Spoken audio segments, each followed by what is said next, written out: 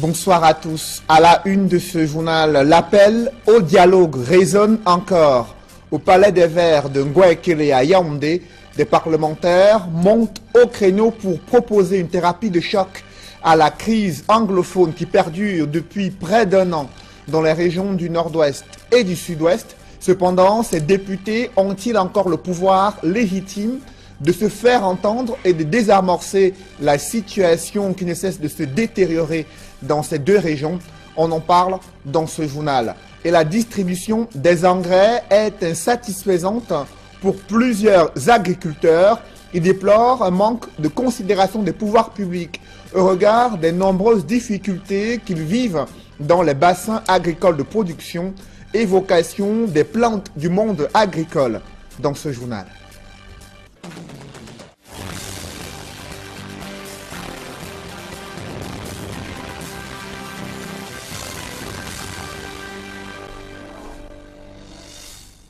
Merci de suivre cette édition complète de l'information sur Equinox Télévision.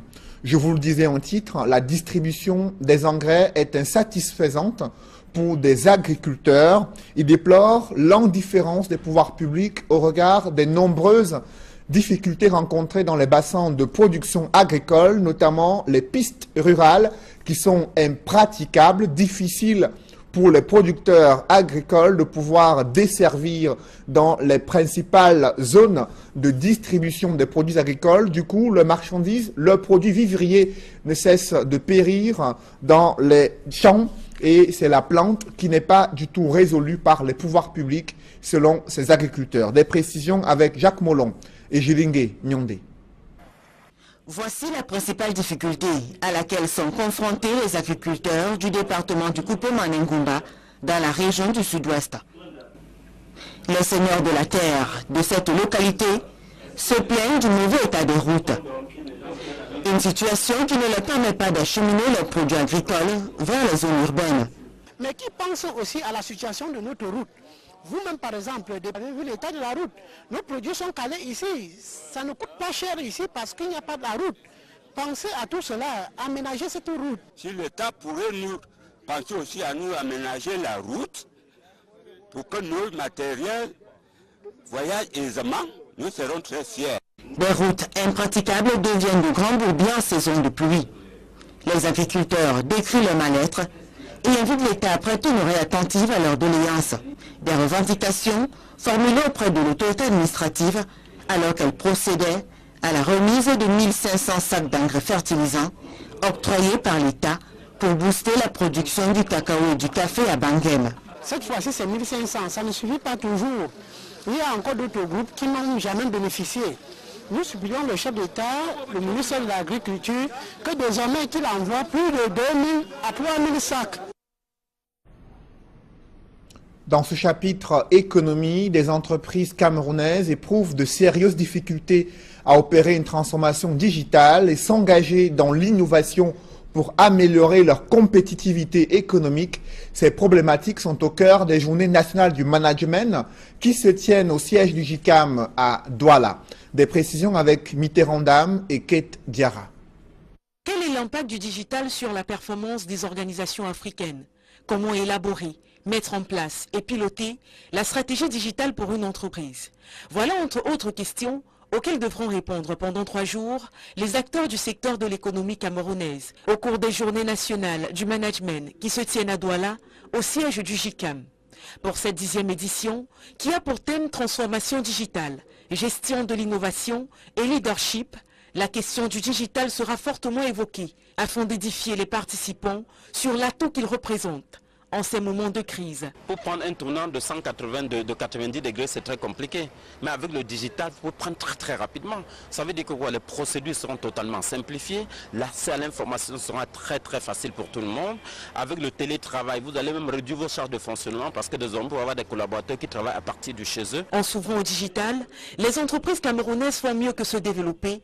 Elles adoptent un mode de travail efficient qui les entraîne vers la réduction des coûts, l'exploration des secteurs jusque-là inconnus, et donc une plus large satisfaction de la clientèle. La digitalisation, je l'ai démontré, permet à la fois d'améliorer les processus, de réduire l'écoute de manière parfois très significative, mais surtout de changer la culture d'entreprise avec quelque chose qui autorise un meilleur service vis-à-vis du client. De nombreuses entreprises camerounaises, publiques comme privées, s'ouvrent de plus en plus à la digitalisation. Une migration qui n'est pas de toute simplicité, ce d'autant plus que moultes embûches parsèment leur chemin. Les difficultés que nous rencontrons, c'est d'abord en interne, la formation du personnel. L'autre difficulté que nous avons, le public, pour les mêmes raisons. L'utilisation des outils de cette technologie d'information se généralise mais timidement. Malgré les difficultés de transition, les patrons camerounais restent intransigeants. L'avenir est dans le digital. Les entreprises doivent y aller. Parce qu'aujourd'hui, il faut se poser la question de savoir est-ce que certains métiers que font certaines entreprises ne seront pas totalement affectés par le digital. Il vaut mieux y aller maintenant et se poser les bonnes questions plutôt que d'investir dans des secteurs qui ne seront plus des secteurs viables. Tout simplement parce que le digital aura totalement attaqué. Un énorme potentiel touristique se dessine sur des massifs forestiers de Mbankolo, Yeye et Messa situés à Yaoundé. Cependant, leur valorisation suscite des inquiétudes sur le sort réservé aux populations installées sur ces zones.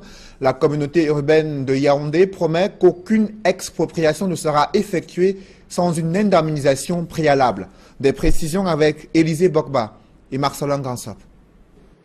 Les monts Messa, Bankolo et Yeye regorgent une biodiversité et des écosystèmes dont la restauration et la régénération feraient de ces massifs forestiers un puissant levier de développement.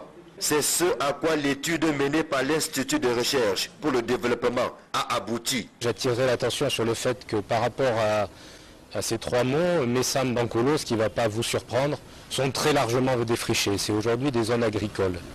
Le couvert végétal spontané est très limité. Ce qui est plutôt surprenant peut-être, c'est qu'ils gardent un grand intérêt, parce que les arbres sont des êtres vivants à grande longévité. Donc les semenciers sont toujours là, ils vivent encore tant qu'on ne les tuera pas, mais les lambeaux sont trop petits pour que la régénération puisse se faire sans une surveillance stricte. L'étude dont les travaux ont été restitués en présence de l'ambassadeur de France au Cameroun inspire déjà le délégué du gouvernement auprès de la communauté urbaine de Yaoundé. Gilbert Timi Evona a plus d'un tour dans son sac pour valoriser les trois massifs forestiers que sont Bankolo, Yeye et Messa. Les idées sont là, mais c'est une question de moyens. J'espère que les moyens viendront progressivement. Mais il faut vraiment sauver ce qui reste comme forêt à Yaoundé, autour de Yaoundé. C'est pour les générations futures. Parce que sinon, les gens verront comme si Yaoundé a toujours été alors qu'il y avait des forêts. Donc, c'est notre préoccupation. Mais la question de l'indemnisation des populations se pose avec acuité. Aussi, le délégué du gouvernement envisage-t-il de régler ce problème avec tact pour ne pas vexer les populations qui seront appelées à quitter leur milieu de vie. C'est des compatriotes, on saura comment vivre, comment les gérer. Mais je vous dis déjà que dans le cadre du budget 2018, on va prévoir quelque chose, des indemnités d'expropriation. Comme on dit chez les petits, quand tu manges la bouche, il faut qu'il y ait quelque chose là-dedans. Donc, il faut qu'il y ait quelque chose dans la bouche avant de leur parler. Bien restaurés et reboisés, les massifs forestiers de Yeye, Messa et Bankolo offriront dans l'avenir une faune et une flore riches et diversifiées. Je vous le disais en titre, des parlementaires montent au créneau après l'appel de l'Assemblée nationale pour un dialogue en vue de résoudre la crise anglophone. Des députés vont bien plus loin pour proposer une thérapie de choc à cette crise sociopolitique. Cependant, ces parlementaires ont-ils encore la légitimité de se faire entendre et de désamorcer cette crise qui perdure depuis près d'un an? Élément de réponse dans ce reportage de Joël Essengue et Guy Zogo. La réunion du bureau de l'Assemblée nationale sur la crise anglophone fait des vagues au lendemain de sa tenue, autant à l'Union démocratique camerounaise, UDC, qu'au mouvement pour la renaissance du Cameroun, MRC. Si on y a pris part, au-delà, on précise sa pensée, pas forcément contenue dans le communiqué final de ces assises. Nous avons réitéré la position, particulièrement moi réitéré la position de mon parti, qui appelle à une négociation nationale et non pas à une négociation gouvernement et autres. Nous avions dit que c'était important que l'Assemblée nationale puisse se saisir du problème anglophone. Nous n'avons cessé de le rappeler que c'était vraiment urgent qu'en tant que représentant des populations, qu'on puisse débattre. Mais l'Assemblée a attendu un an après pour pouvoir officiellement saisir les députés de cette question.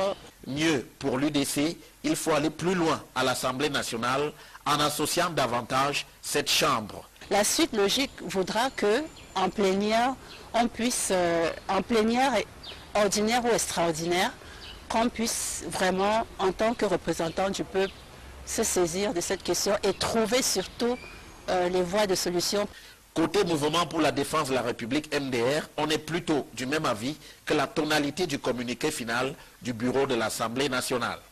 La déclaration du président de l'Assemblée qui a été lue et commentée dans les presses, il s'agit bel et bien de cela. Et je me reconnais dans cette déclaration. Reste pourtant que l'orage gronde et qu'il faut bien sortir de l'impasse actuelle. Le MRC a même son idée sur la forme du dialogue. Ce dialogue doit se faire avec le clergé, avec les confessions religieuses, avec les chefs traditionnels et quelques intellectuels non complices d'un côté ni de l'autre. Il y ajoute volontiers les objets du débat. Dans ce dialogue, la première des choses que nous proposons depuis, c'est qu'il faut respecter les accords de Fouba. En deuxième lieu, nous étions une république fédérale. On est parti à la République unie. Et après la République unie, nous sommes partis à la République du Cameroun. Et comment, personne ne sait. Le MDR regrette, lui, les promesses non tenues. Si nous voulons décentraliser, on dit progressivement et on recule. Sous prétexte que le terme progressivement voudrait dire qu'il faut aller peut-être lentement, je ne sais pas. Alors qu'on devait plutôt accélérer. Si ce problème de décentralisation était résolu, ou était tout de même avancé, on aurait mis à court d'arguments ceux qui réclament la fédération, ceci, cela. Pour l'UDC, seule une implication de tous importe finalement. Chacun, là où il se trouve, quelle que soit sa responsabilité, qui doit être conscient que le Cameroun nous appartient. Il n'appartient pas à une clique de personnes, à une famille politique. Qu'on soit au pouvoir ou qu'on ne soit pas au pouvoir, qu'on soit à la maison ou au bureau, il faut qu'on comprenne que l'heure est grave. Alors, une vraie équation à résoudre dont la solution pour l'heure est en suspens.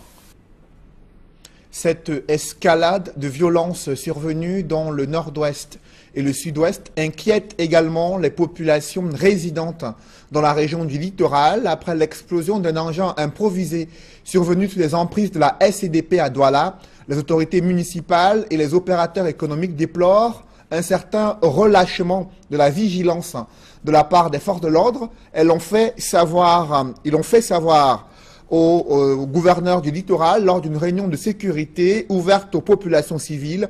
Et Samuel Dieudonné Iva Adibois invite les populations à collaborer avec la police et la gendarmerie, également à jouer ce rôle de veille dans leur environnement immédiat. Nous y reviendrons au cours de ce journal. Des étudiants camerounais qui broient du noir pour accéder à un logement universitaire. Ils sont contraints de vivre dans des espaces exigus, insalubres, loués à des montants jugés exorbitants. C'est le constat que fait Gladys Sidé dans ce reportage. Des étudiants se disputent des habitats de fortune où règne promiscuité et insécurité. Arnaud Otaxa partage sa chambre avec 2 de ses camarades. Une chambre bâtie sur 3 mètres sur 4, séparée par un contreplaqué. Je paye 25 000 francs la mensualité, dans un contrat de 12 mois, donc 300 000 l'année. On comprend, mais chacun dicte sa loi, les bailleurs dictent leur loi. Il n'y a pas de seuil, quoi. Il n'y a pas une grande variété pour décrire une chambre telle qui peut savoir la valeur de 25 000, 30, 50 000. Chacun fixe ça selon sa valeur. Et compte tenu qu'ils savent que pendant le début de l'année académique, les étudiants cherchent des chambres. La demande est assez importante, donc chacun élève le prix selon sa convenance. Compte tenu de la rareté des chambres, ils disent être obligés de prendre ce qu'on leur propose, et ce malgré les difficultés auxquelles ils sont confrontés. C'est très difficile de vivre comme étudiant, surtout ici à Douala et surtout aux environs de l'université.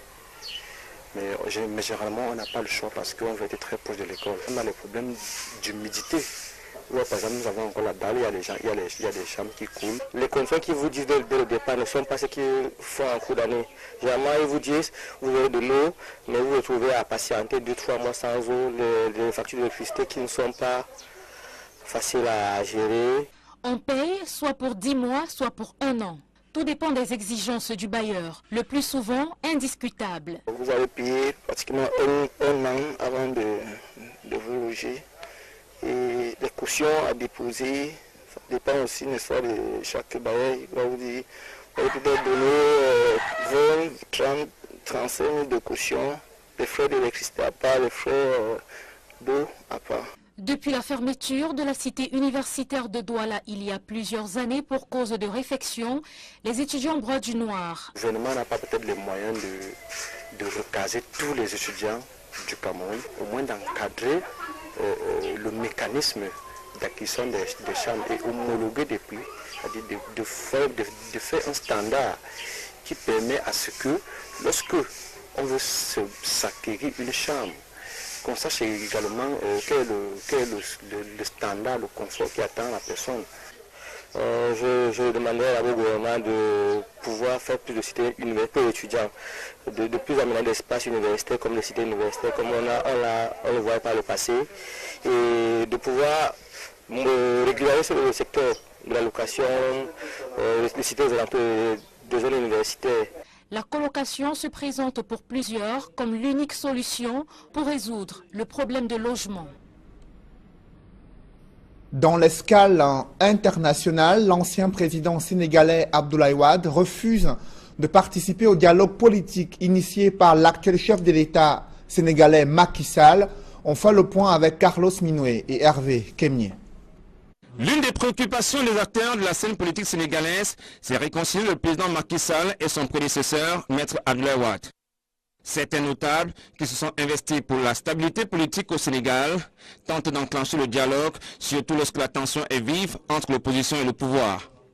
Cette dynamique occupe une bonne place dans les volontés des acteurs de la scène politique. Une réconciliation qui va prendre du plomb dans l'aile. Maître Abdoulaye Wade s'est prononcé sur l'offre de dialogue politique du président Macky Sall. Le libéral en chef a décliné l'offre en expliquant le manque de volonté politique de son alter ego de l'Alliance pour la République. Très en verve, l'ancien chef d'État sénégalais déclare, je cite, « Si Macky Sall veut dialoguer, il sait par où passer. Il ne pose pas les actes de quelqu'un qui peut réellement dialoguer. On ne peut pas attaquer quelqu'un, le déposséder de son porte-monnaie et lui demander de dialoguer », a fait savoir Maître Abdoulaye Wade. Si le dialogue est rompu entre Macky Sall et Maître Abdoulaye Wade, d'autres acteurs sont favorables à ce dialogue politique. Le nouveau président angolais montre des signes de rupture avec son prédécesseur. Il s'est engagé à renforcer la démocratie dans son pays et se pose déjà en rassembleur juste après son investiture à la tête de l'Angola. Donald Anouzwa nous en dit plus dans ce reportage.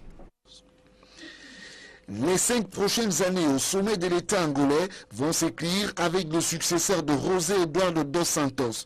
João Lourenço a prêté serment le 26 septembre devant une dizaine de chefs d'État et des milliers de personnes réunies à la place de l'indépendance. En prenant le poste de président de la République, il s'est engagé à promouvoir la stabilité, le bien-être et le progrès social de tous les Angolais. C'est lui qui veut entrer dans l'histoire de son pays comme l'homme de la relance économique, promet de lancer des politiques d'emploi et de lutte contre la pauvreté, alors que l'Angola, qui dispute au Nigeria le titre de premier producteur de pétrole en Afrique, figure parmi les pays les plus pauvres du continent. La tâche s'annonce ardue pour João Manuel Gonçalves Lourenço, qui hérite d'un pays secoué par une grave crise économique depuis 3 ans. La chute durable des cours du pétrole qui fournit à l'Angola 70% de ses recettes fiscales et la quasi-totalité de ses entrées en devises a fait virer au rouge tous les clignotants de l'économie. João Lourenço, dans sa posture de 3e président de l'Angola indépendant, prend la tête du pays après 38 ans de règne de José Eduardo dos Santos. Ce général à la retraite avait été désigné comme dauphin. La victoire du parti au pouvoir, le MPLA, aux élections générales d'août 2017 a confirmé le passage de relais. Une page se tourne donc, même si le pays ne devrait pas s'en trouver bouleversé. Un public reportage dans ce journal, les forces vives du groupement Bangolap ont célébré l'excellence et récompensé les meilleurs acteurs de leur communauté dans plusieurs secteurs d'activité. Ambiance de fête lors de la 12e édition de la fête de l'excellence à Bangolap. C'est dans ce reportage. À l'esplanade de la chefferie supérieure Bangolap, un parterre d'invités de marque, élites, autorités administratives et population locale pour célébrer la 12e édition d'une excellence scolaire. Pour l'édition 2017, les principaux bénéficiaires, meilleurs élèves des écoles primaires, lycées et collèges du groupement Bangolap, de la CIL au cours moyen 2. Nana Laetitia Fortune est major du cycle primaire avec une moyenne de 17,67. Je dis merci à le grand-père qui nous a donné ça. Au cadeau. Je suis très contente de ce prix. On m'a donné, c'est parce que je travaille bien à l'école. Au secondaire, le lycée de Bangolap est en tête, suivi du CETIC, avec des moyennes variant de 15 à 12.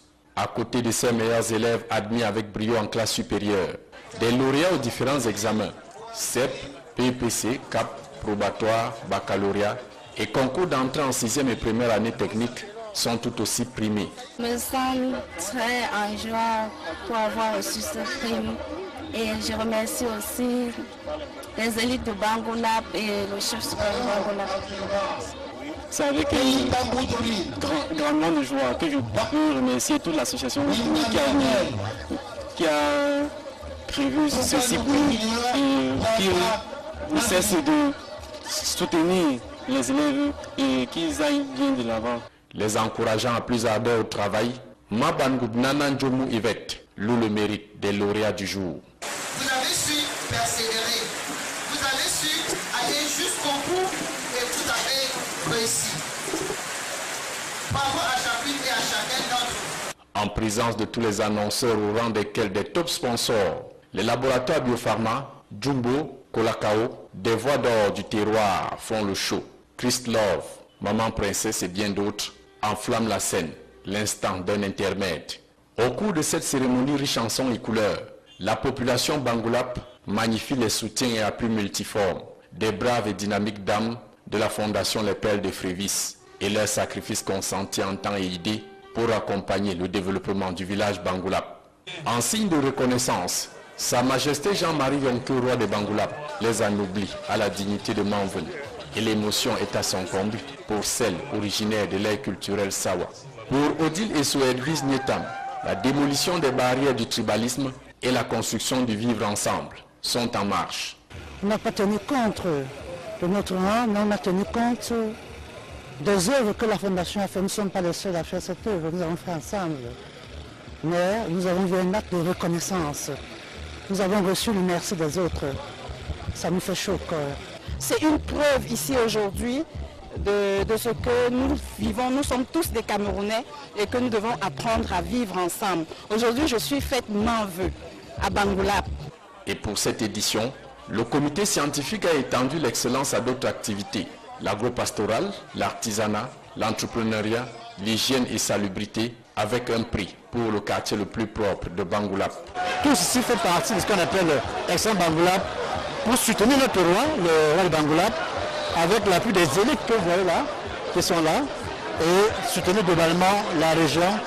Président de la cérémonie, le préfet d'Undé encourage les organisateurs à aller de l'avant dans la pérennisation de l'initiative. Vous avez vu la grande mobilisation de nos enfants ils veulent être encouragés. Et c'est ce que l'élite est en train de faire et c'est ce que la population de Bangola est en train de faire. Nous leur disons bravo et nous allons les accompagner partout où ils souhaitent qu'on soit avec eux. A précisé que la fête de l'excellence a aussi étendu ses tentacules au sport. À travers le tournoi Bangola Foot Vacances, le quartier Mbouke a réalisé le double coupe championnat, battant en finale 2-1 le quartier Madoum. Revenir encourager nos petits, c'est tout ce qu'il y avait à faire. Je suis vraiment très ému parce que le match s'est bien déroulé. L'adversaire était vraiment très coriace. Mine de rien, nous avons pu donner le meilleur de nous-mêmes. Comme il a ressort que c'est un match de football, nous avons décidé de bâtir. En levée de rideau, un match de gala empreint de fair play entre les vétérans de Bangoulap et l'équipe de la marine de l'événement a planté le décor de l'apothéose de l'excellence sportive au stade Manga de Nyamga. Je ne suis pas déçu parce qu'une défaite, ce n'est pas une déception. Et si on est battu aujourd'hui, demain on peut être vainqueur, donc je ne suis pas découragé. Au cours de la remise des distinctions aux vainqueurs, le quartier Mbunke a reçu un trophée, une enveloppe. Toutes les équipes masculines et féminines ont aussi reçu des primes spéciales de la marraine Mabangoub Nananjomu Yvette. Si le coach de Panthère ou les coachs des autres équipes de deuxième et de première division étaient là, certainement ils sortiraient d'ici avec quelques joueurs qu'ils auraient captés. Je pense qu'il est grand temps pour que Sa Majesté pense créer une équipe de football à Bangoulap. Pour cette édition de la fête de l'excellence rentrée dans l'histoire, le guide de Bangoulap lance un appel au rassemblement et à l'unité de tous pour la marche en avant du groupement Bangoulap. Je voudrais que les fils et les filles Bangoulap expriment leur talent dans tous les domaines et l'excellence Bangoulap les primera tous. Un exemple à s'inspirer et à exporter dans d'autres régions du pays a encouragé le chef supérieur Foutouni, invité prestige à l'excellence Bangoulap. En quittant le village Bangoulap, élite, fils et filles du coin se sont donné rendez-vous en 2018 pour la 13e édition de l'excellence au village Bangoulap. C'est une grosse inquiétude pour les populations de la région du littoral, cette escalade de violence survenue dans le nord-ouest et le sud-ouest, mais aussi l'explosion d'un engin improvisé sur les emprises de la SCDP à Douala. Opérateurs économiques, autorités municipales ont déploré un relâchement de la vigilance des forces de l'ordre. Ils l'ont fait savoir au gouverneur du littoral. C'était lors d'une réunion de sécurité élargie et ouverte aux populations civiles dans les services du gouverneur. Et lui-même, le gouverneur, a invité les populations à collaborer davantage avec les forces de l'ordre et à jouer également un rôle de veille dans leur environnement immédiat. François Dikoumé, Sylvestre Hippolyte, Zangaou. C'est inhabituel. Une réunion de sécurité ouverte aux populations civiles. Mais pour le gouverneur de la région du littoral, après l'explosion sur le mur de la SCDP, il était de bon ton d'inviter les populations à faire des propositions pour assurer non seulement la sécurité de la ville de Douala, mais celle de l'ensemble de la région. Tous les acteurs étaient donc là. Conducteurs de moto-taxi, commerçants, acteurs politiques, autorités religieuses, autorités traditionnelles et administratives, ainsi que les forces du maintien de l'ordre.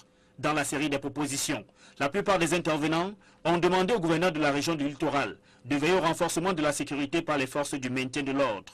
Il y a beaucoup de failles parce que les FMO ne regardent pas les bordereaux. C'est le bordereau qui sait qui est transporté, son numéro de la carte d'identité. Si les bordereaux sont remplis à la fantaisie, et s'il y a une voiture explose, on saura qui a qui dedans. Et on doit veiller à regarder leur sac, ce qu'ils transportent pour maintenir la sécurité au niveau des points de départ des terminaux de transport. Oui, il y a les failles parce que qui a permis à certains individus de se retrouver dans le secteur moto dans la ville de Douala qui ne sont pas identifiés. Normalement, le force de maintien de l'ordre a un rôle important, que ce soit dans le récement, même sur l'application sur le terrain. La députée de Voury-Centre, Marlise Douala-Bel, et certains jeunes présents dans la salle louent l'initiative qui vise à associer les populations dans l'élaboration des propositions visant à assurer leur sécurité. Vraiment une très bonne initiative et nous avons participé de bon cœur. Nous avons pris conscience qu'il s'agit de chacun de nous et que c'est ensemble, c'est la solidarité qui peut faire face au terrorisme. Nous souhaitons tout simplement que des initiatives comme celle-là puissent être multipliées. La proposition de nous les jeunes que nos autorités soient encore beaucoup plus accessibles afin que la moindre petite information qu'ils puissent l'avoir. Après avoir affirmé que les stratégies sécuritaires relèvent de la discrétion, Samuel Dieudonné Ivaha Diboa, sans annoncer des mesures précises, invite les populations à la collaboration avec les forces du maintien de l'ordre et à la vigilance. La sensibilisation continue de nos populations à signaler tout fait. C'est déjà l'une des mesures. Maintenant, ceux qui sont qualifiés comme OPJ, comme forces de maintien de l'ordre, vont faire également leur travail. Mais c'est toujours de manière concertée. Il n'y a pas question de chasse à l'homme parce que nous sommes tous Camerounais. Je retiens de manière globale que les populations de la région du littoral en général et celle de Douala rejettent en bloc les actes de terrorisme et souhaiteraient que cela ne puisse pas récidiver. Le gouverneur de la région du littoral a également affirmé que les poseurs de bombes à la SCDP sont traqués et seront mis hors d'état de nuire. Mesdames, Messieurs, c'est la fin de ce journal. Merci de l'avoir suivi. Ne manquez pas vos 2 rendez-vous ce soir sur Equinox Télévision, Actu Santé, où des spécialistes en matière de santé vous donnent des conseils pour mieux vous porter en matière de santé. Également, émission qui est présentée par Flavien Dongo. Et juste après, 237 le débat, émission présentée par Duval Fangois. Bonne soirée sur Equinox Télévision.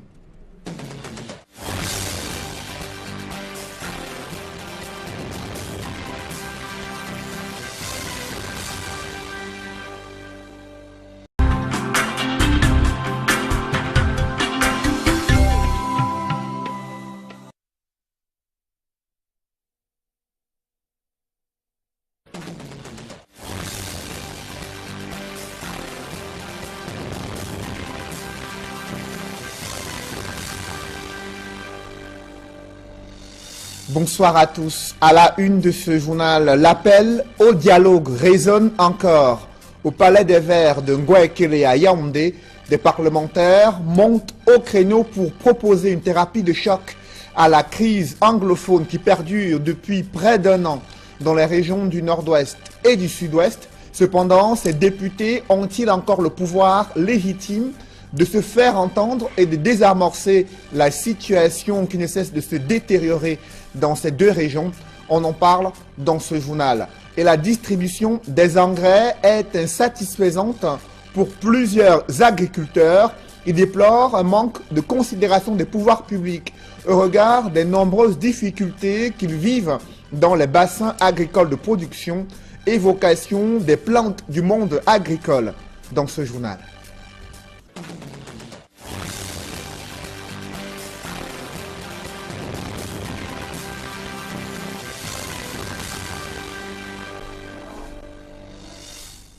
Merci de suivre cette édition complète de l'information sur Equinox Télévision. Je vous le disais en titre, la distribution des engrais est insatisfaisante pour des agriculteurs. Ils déplorent l'indifférence des pouvoirs publics au regard des nombreuses difficultés rencontrées dans les bassins de production agricole, notamment les pistes rurales qui sont impraticables, difficiles pour les producteurs agricoles de pouvoir desservir dans les principales zones de distribution des produits agricoles. Du coup, le produit vivrier ne cesse de périr dans les champs et c'est la plante qui n'est pas du tout résolue par les pouvoirs publics selon ces agriculteurs. Des précisions avec Jacques Molon et Jilingue Nyondé. Voici la principale difficulté à laquelle sont confrontés les agriculteurs du département du Coupé-Manengumba dans la région du sud-ouest. Les seigneurs de la terre de cette localité se plaignent du mauvais état des routes. Une situation qui ne leur permet pas d'acheminer leurs produits agricoles vers les zones urbaines. Mais qui pense aussi à la situation de notre route? Vous-même, par exemple, vous avez vu l'état de la route. Nos produits sont calés ici. Ça ne coûte pas cher ici parce qu'il n'y a pas de la route. Pensez à tout cela, aménager cette route. Si l'État pourrait nous penser aussi à nous aménager la route pour que nos matériels voyagent aisément, nous serons très fiers. Des routes impraticables deviennent de grands bourbiers en saison de pluie. Les agriculteurs décrivent leur mal-être et invitent l'État à prêter une oreille attentive à leurs doléances. Des revendications formulées auprès de l'autorité administrative alors qu'elle procédait à la remise de 1500 sacs d'engrais fertilisants octroyés par l'État pour booster la production du cacao et du café à Bangem. Cette fois-ci, c'est 1500, ça ne suffit pas toujours. Il y a encore d'autres groupes qui n'ont jamais bénéficié. Nous supplions le chef d'État, le ministre de l'Agriculture, que désormais qu'il envoie plus de 2000 à 3000 sacs. Dans ce chapitre économie, des entreprises camerounaises éprouvent de sérieuses difficultés à opérer une transformation digitale et s'engager dans l'innovation pour améliorer leur compétitivité économique. Ces problématiques sont au cœur des journées nationales du management qui se tiennent au siège du JICAM à Douala. Des précisions avec Mitterrand Dam et Kate Diarra. Quel est l'impact du digital sur la performance des organisations africaines? Comment élaborer, mettre en place et piloter la stratégie digitale pour une entreprise? Voilà entre autres questions auxquelles devront répondre pendant 3 jours les acteurs du secteur de l'économie camerounaise. La centralisation était résolue, ou était tout de même avancée, on aurait mis à court d'arguments ceux qui réclament la fédération, ceci, cela. Pour l'UDC, seule une implication de tous importe finalement. Chacun, là où il se trouve, quelle que soit sa responsabilité, qui doit être conscient que le Cameroun nous appartient. Il n'appartient pas à une clique de personnes, à une famille politique. Qu'on soit au pouvoir ou qu'on ne soit pas au pouvoir, qu'on soit à la maison ou au bureau, il faut qu'on comprenne que l'heure est grave. Alors, une vraie équation à résoudre dont la solution pour l'heure est en suspens. Cette escalade de violence survenue dans le nord-ouest et le sud-ouest inquiète également les populations résidentes dans la région du littoral après l'explosion d'un engin improvisé survenu sous les emprises de la SCDP à Douala. Les autorités municipales et les opérateurs économiques déplorent un certain relâchement de la vigilance de la part des forces de l'ordre. Ils l'ont fait savoir au gouverneur du littoral lors d'une réunion de sécurité ouverte aux populations civiles. Et Samuel Dieudonné Iva Adibois invite les populations à collaborer avec la police et la gendarmerie, également à jouer ce rôle de veille dans leur environnement immédiat. Nous y reviendrons au cours de ce journal. Des étudiants camerounais qui broient du noir pour accéder à un logement universitaire. Ils sont contraints de vivre dans des espaces exigus, insalubres, loués à des montants jugés exorbitants. C'est le constat que fait Gladys Sidier dans ce reportage. Des étudiants se disputent des habitats de fortune où règne promiscuité et insécurité. Arnaud Otaxa partage sa chambre avec 2 de ses camarades. Une chambre bâtie sur 3 mètres sur 4, séparée par un contreplaqué. Je paye 25 000 francs la mensualité, dans un contrat de 12 mois, ou 300 000 l'année. On comprend, mais chacun dicte sa loi, les bailleurs dictent leur loi. Il n'y a pas de seuil, quoi. Il n'y a pas une grande variété pour décrire une chambre telle qui peut savoir la valeur de 25 000, 30, 50 000. Chacun fixe ça selon sa valeur.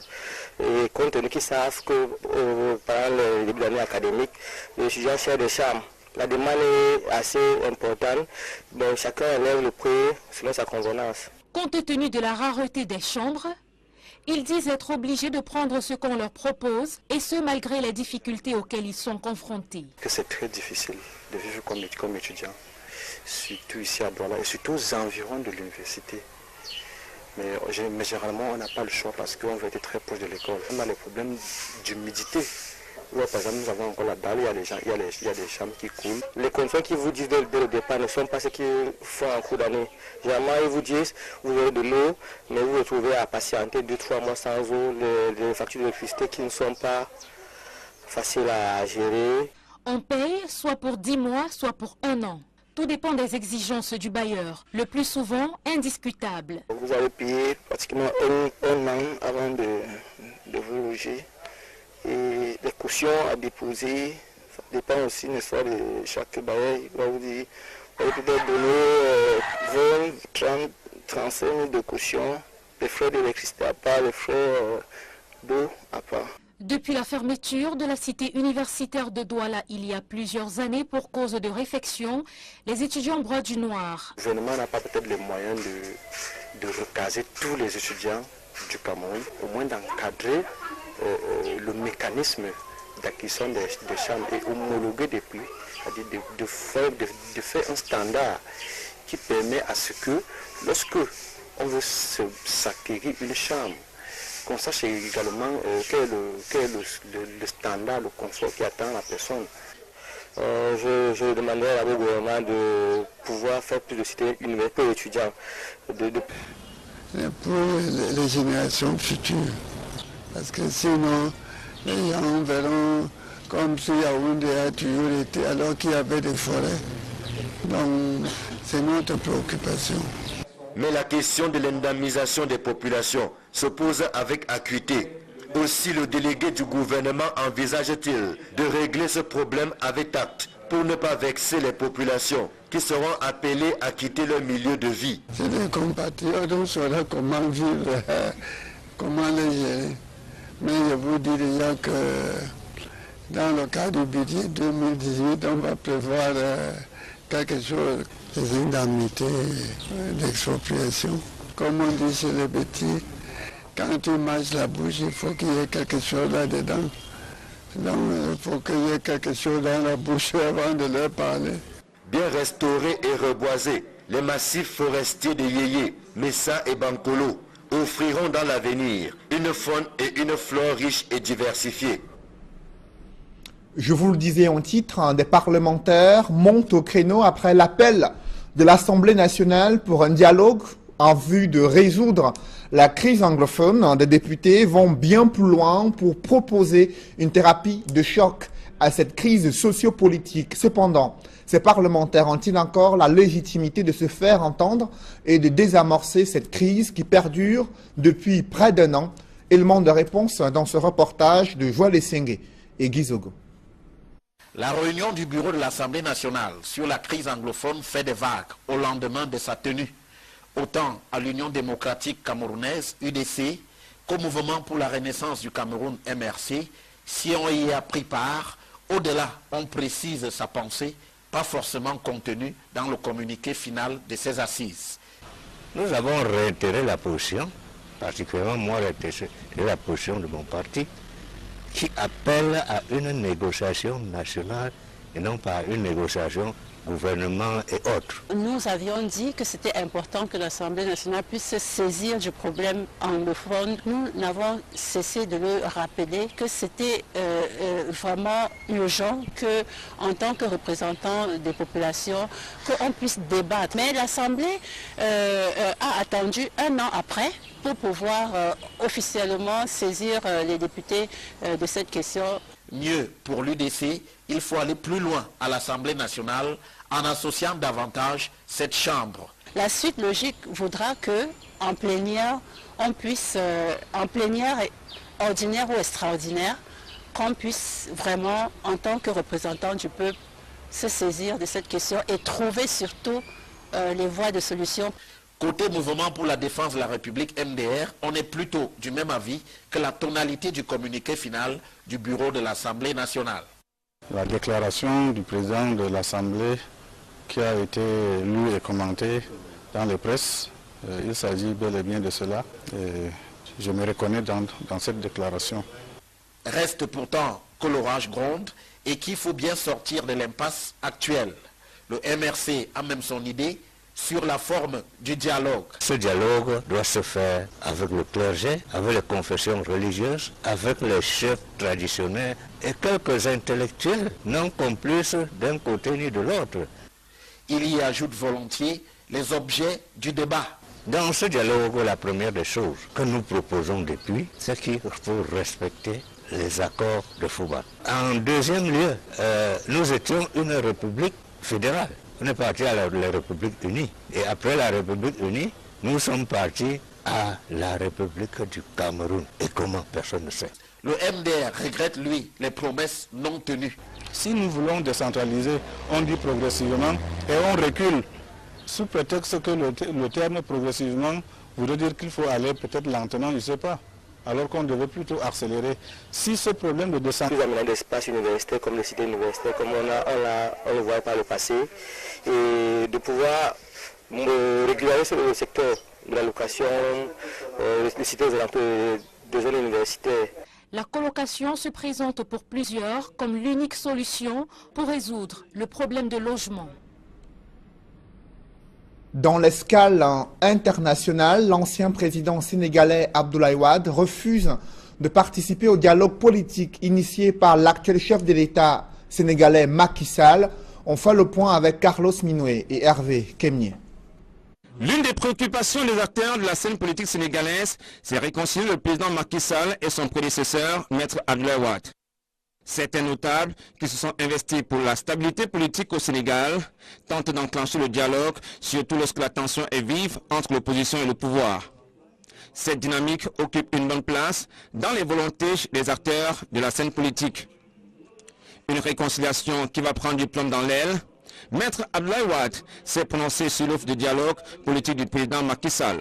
Le libéral en chef a décliné l'offre en expliquant le manque de volonté politique de son alter ego de l'Alliance pour la République. Très en verve, l'ancien chef d'État sénégalais déclare, je cite, « Si Macky Sall veut dialoguer, il sait par où passer. Il ne pose pas les actes de quelqu'un qui peut réellement dialoguer. On ne peut pas attaquer quelqu'un, le déposséder de son porte-monnaie et lui demander de dialoguer, » a fait savoir Maître Abdoulaye Wade. Si le dialogue est rompu entre Macky Sall et Maître Abdoulaye Wade, d'autres acteurs sont favorables à ce dialogue politique. Le nouveau président angolais montre des signes de rupture avec son prédécesseur. Il s'est engagé à renforcer la démocratie dans son pays et se pose déjà en rassembleur juste après son investiture à la tête de l'Angola. Donald Anouzwa nous en dit plus dans ce reportage. Les 5 prochaines années au sommet de l'État angolais vont s'écrire avec le successeur de José Eduardo dos Santos.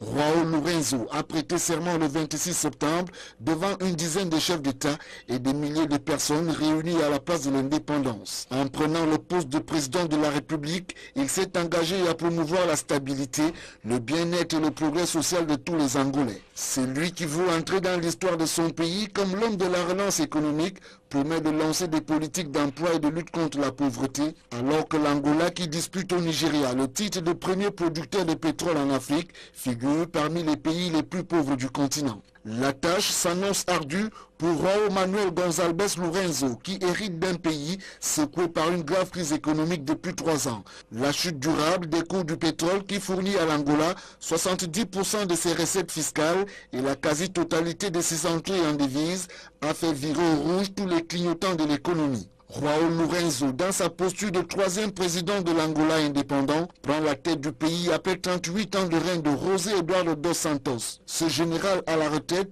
avait été désigné comme dauphin. La victoire du parti au pouvoir, le MPLA, aux élections générales d'août 2017 a confirmé le passage de relais. Une page se tourne donc, même si le pays ne devrait pas s'en trouver bouleversé. Un public reportage dans ce journal. Les forces vives du groupement Bangolap ont célébré l'excellence et récompensé les meilleurs acteurs de leur communauté dans plusieurs secteurs d'activité. Ambiance de fête lors de la 12e édition de la fête de l'excellence à Bangolap. C'est dans ce reportage. À l'esplanade de la chefferie supérieure Bangolap, un parterre d'invités de marque, élites, autorités administratives et population locale pour célébrer la 12e édition d'une excellence scolaire. Pour l'édition 2017, les principaux bénéficiaires, meilleurs élèves des écoles primaires, lycées et collèges du groupement Bangolap, de la CIL au cours moyen 2. Nana Laetitia Fortune est majeure du cycle primaire avec une moyenne de 17,67. Des journées nationales du management qui se tiennent à Douala, au siège du JICAM. Pour cette 10e édition, qui a pour thème transformation digitale, gestion de l'innovation et leadership, la question du digital sera fortement évoquée afin d'édifier les participants sur l'atout qu'il représente en ces moments de crise. Pour prendre un tournant de 90 degrés, c'est très compliqué. Mais avec le digital, vous pouvez prendre très rapidement. Ça veut dire que les procédures seront totalement simplifiées. L'accès à l'information sera très facile pour tout le monde. Avec le télétravail, vous allez même réduire vos charges de fonctionnement parce que désormais, vous avoir des collaborateurs qui travaillent à partir de chez eux. En s'ouvrant au digital, les entreprises camerounaises font mieux que se développer. Elles adoptent un mode de travail efficient, qui les entraîne vers la réduction des coûts, l'exploration des secteurs jusque-là inconnus et donc une plus large satisfaction de la clientèle. La digitalisation, je vais démontrer, permet à la fois d'améliorer les processus, de réduire les coûts de manière parfois très significative, mais surtout de changer la culture d'entreprise avec quelque chose qui autorise un meilleur service vis-à-vis du client. De nombreuses entreprises camerounaises, publiques comme privées, s'ouvrent de plus en plus à la digitalisation. Une migration qui n'est pas de toute simplicité, ce d'autant plus que moultes embûches parsèment leur chemin. Les difficultés que nous rencontrons, c'est d'abord en interne, la formation du personnel. L'autre difficulté que nous avons, le public, pour les mêmes raisons. L'utilisation des outils de cette technologie d'information se généralise mais timidement. Malgré les difficultés de transition, les patrons camerounais restent intransigeants. L'avenir est dans le digital. Les entreprises doivent y aller. Parce qu'aujourd'hui, il faut se poser la question de savoir est-ce que certains métiers que font certaines entreprises ne seront pas totalement affectés par le digital. Il vaut mieux y aller maintenant et se poser les bonnes questions plutôt que d'investir dans des secteurs qui ne seront plus des secteurs viables. Tout simplement parce que le digital aura totalement attaqué. Un énorme potentiel touristique se dessine sur des massifs forestiers de Mbankolo, Yeye et Messa situés à Yaoundé. Cependant, leur valorisation suscite des inquiétudes sur le sort réservé aux populations installées sur ces zones. La communauté urbaine de Yaoundé promet qu'aucune expropriation ne sera effectuée sans une indemnisation préalable. Des précisions avec Élisée Bokba et Marcelin Gansop. Les monts Messa, Bankolo et Yeye regorgent une biodiversité et des écosystèmes dont la restauration et la régénération feraient de ces massifs forestiers un puissant levier de développement. C'est ce à quoi l'étude menée par l'Institut de recherche pour le développement a abouti. J'attirerai l'attention sur le fait que par rapport à ces trois monts, Messa, Bankolo, ce qui ne va pas vous surprendre, sont très largement défrichés. C'est aujourd'hui des zones agricoles. Le couvert végétal spontané est très limité. Ce qui est plutôt surprenant peut-être, c'est qu'ils gardent un grand intérêt, parce que les arbres sont des êtres vivants à grande longévité. Donc les semenciers sont toujours là, ils vivent encore tant qu'on ne les tuera pas, mais les lambeaux sont trop petits pour que la régénération puisse se faire sans une surveillance stricte. L'étude dont les travaux ont été restitués en présence de l'ambassadeur de France au Cameroun inspire déjà le délégué du gouvernement auprès de la communauté urbaine de Yaoundé. Gilbert Timi Evona a plus d'un tour dans son sac pour valoriser les trois massifs forestiers que sont Bankolo, Yeye et Messa. Les idées sont là, mais c'est une question de moyens. J'espère que les moyens viendront progressivement. Mais il faut vraiment sauver ce qui reste comme forêt à Yaoundé, autour de Yaoundé.